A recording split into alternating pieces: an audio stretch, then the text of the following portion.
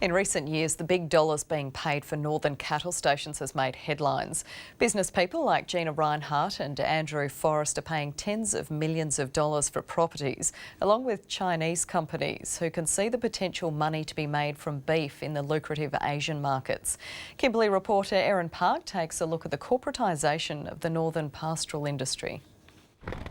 There's a romantic image of cattle station life, the mustering, the homesteads and the eternal preoccupation with rainfall. But it's not the image bringing in the big corporate players. In the Kimberley in 2011, there were 19 pastoral leases owned by individuals or families.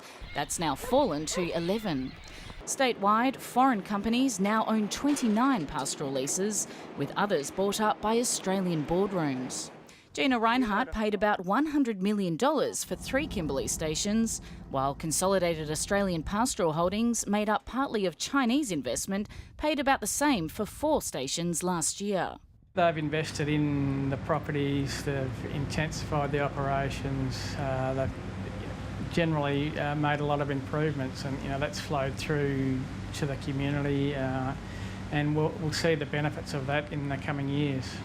Pardue Station in the Pilbara is one of the new breed. In 2015, Hong Kong-based businessman Bruce Chung bought the 200,000 hectare property. He came to Australia looking for agricultural investments. I think the reason is that I think the Asian society understands food security, food safety.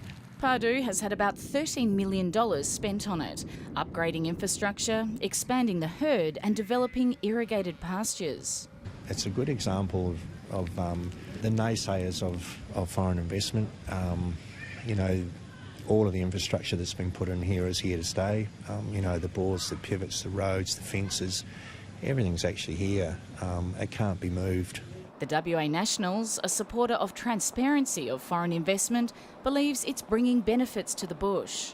It needs to be monitored. We are always cautious about that. The Nationals have always had a very strong position on that. But for me, I feel very positive about some of the changes that we've seen over the previous few years. For smaller players like Annabelle Coppin, who owns and runs Yarrie Station, the arrival of the corporate dollar brings opportunities. These guys have got the connections to the global market far more than us. What we don't want to see is what the iron ore industry has done in the Pilbara, and they all compete against each other in a global marketplace. So it's really important that we, as beef producers, work together to globally market our beef.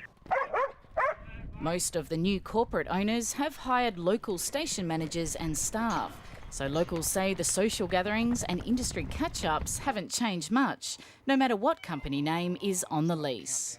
Erin Park, ABC News, Broome.